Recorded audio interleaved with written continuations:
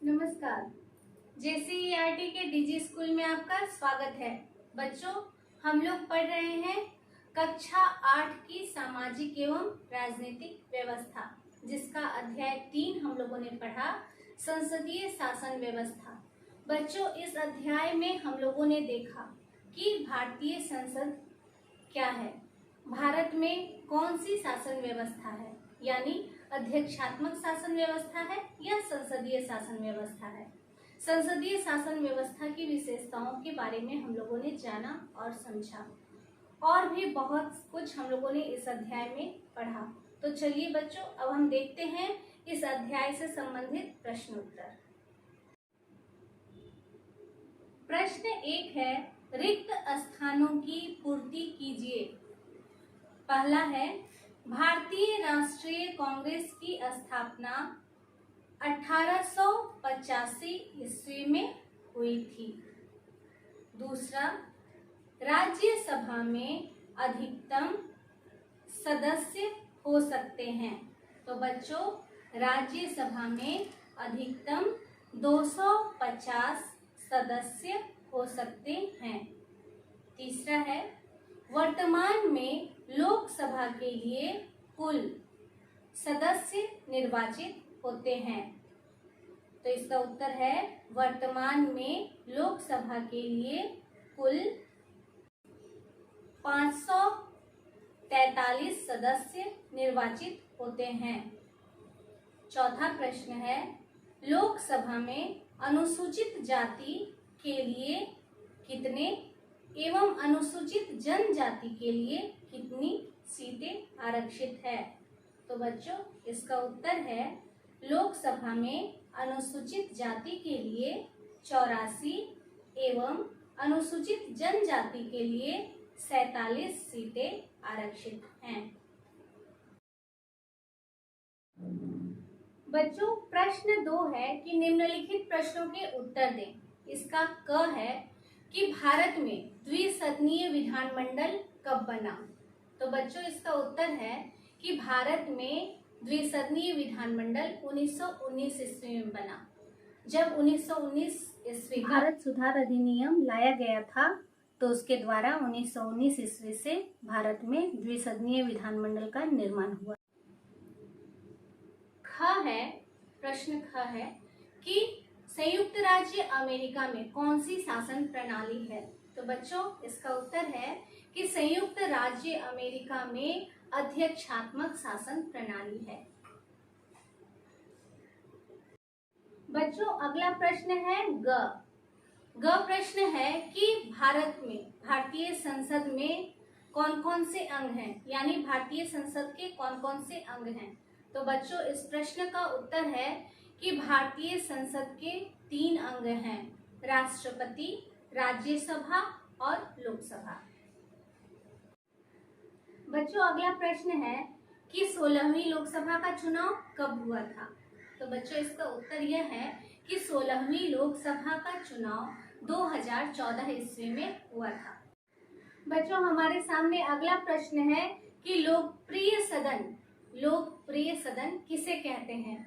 तो इसका उत्तर यह है कि लोकसभा को हम लोग लोकप्रिय सदन के नाम से जानते हैं, या लोकसभा को हम लोग लोकप्रिय सदन कहते हैं। बच्चों, आपको पता है ऐसा क्यों है?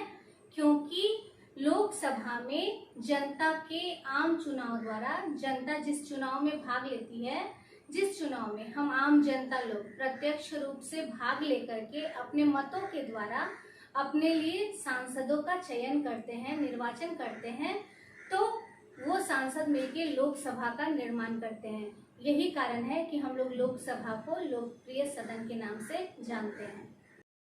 बच्चों, हमारे सामने अगला प्रश्न है कि राष्ट्रपति के द्वारा लोकसभा में कितने सदस्यों का मनोनयन किया जाता है। तो बच्चों, इसका उत्तर यह है कि हमारे राष्ट्रपति के द्वारा, भारत के राष्ट्रपति के द्वारा लोकसभा में 2 सदस्यों का मनोनयन होता है। बच्चों, हमारे सामने प्रश्न 3 है, संसदीय शासन प्रणाली के मुख्य लक्षण क्या हैं? हमने संसदीय शासन प्रणाली को क्यों अपनाया? तो बच्चों, इसका उत्तर यह है कि संसदीय शासन प्रणाली में कार्यपालिका जो है अपनी वैधता विधायिका यानी संसद से प्राप्त करती है तथा विधायिका के प्रति उत्तरदायी भी होती है। इसमें कार्यपालिका और विधायिका परस्पर जुड़े होते हैं, यानी दोनों एक दूसरे पर निर्भर होते हैं।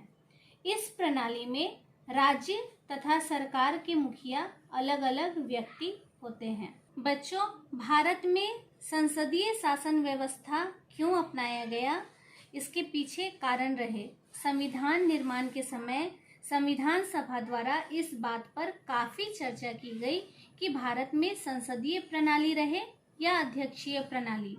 भारतीय राजनीति की ऐतिहासिक पृष्ठभूमि तथा तत्कालीन दृष्टिकोण को ध्यान में रखकर संसदीय प्रणाली को स्वीकार किया गया।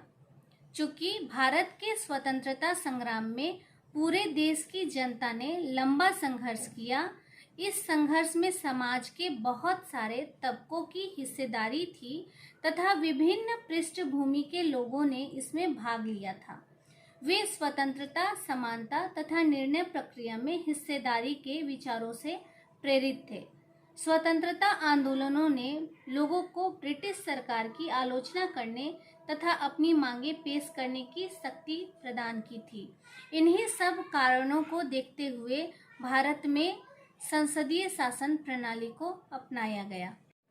बच्चों, अब हमारे सामने है प्रश्न 4। भारतीय संसद की संरचना और कार्यों का वर्णन कीजिए। तो बच्चों, हम लोग देखेंगे कि भारतीय संसद जो है वह हमारे लोकतंत्र का एक हिस्सा है।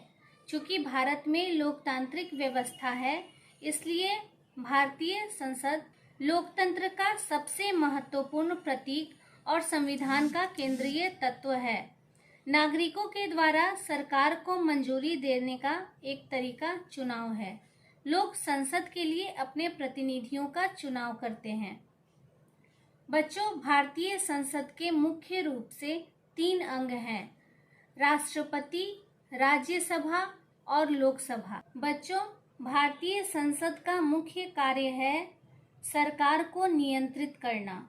जनप्रतिनिधियों के रूप में संसद को नियंत्रित, निर्देशित और सूचित करने में सांसदों की अहम भूमिका होती है तथा यह भारतीय लोकतंत्र का एक मुख्य आयाम है। संसद का एक महत्वपूर्ण काम कानून बनाना भी है। वह इस काम को संविधान के दायरे में रखकर करते हैं। ये कानून सभी पर लागू होते हैं और संविधान सभा में इस बात पर सहमति होती है कि स्वतंत्र भारत में सत्ता के मनमाने इस्तेमाल की कोई गुंजाइश नहीं होनी चाहिए। बच्चों, हमारे सामने अगला प्रश्न है प्रश्न 5 कि संसदीय शासन प्रणाली और अध्यक्षात्मक शासन प्रणाली में क्या अंतर है।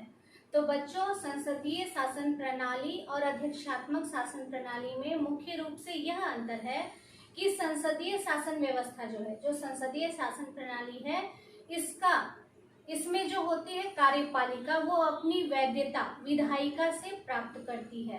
कार्यपालिका और विधायिका में घनिष्ठ संबंध होता है और इसमें शासन का मुखिया और सरकार का मुखिया अलग अलग व्यक्ति होता है, यानी संवैधानिक प्रधान जो होते हैं शासन के वो अलग होते हैं और कार्यपालिका के जो प्रधान होते हैं वो अलग होते हैं।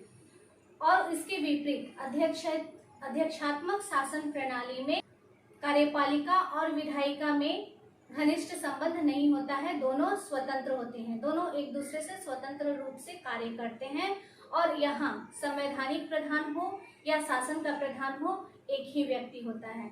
यानी हम देख सकते हैं कि अध्यक्षात्मक शासन प्रणाली और संसदीय शासन प्रणाली दोनों अलग तरह की शासन व्यवस्था है। तो बच्चों, इस प्रकार हम लोगों ने देखा पाठ 3 अध्याय 3 संसदीय शासन व्यवस्था का प्रश्न उत्तर। बहुत सारे प्रश्नों का उत्तर हम लोगों ने जानने का, समझने का प्रयास किया। तो अगले पाठ में, अगले वीडियो में नए पाठ, नए अध्याय के साथ हम लोग फिर मिलेंगे। धन्यवाद।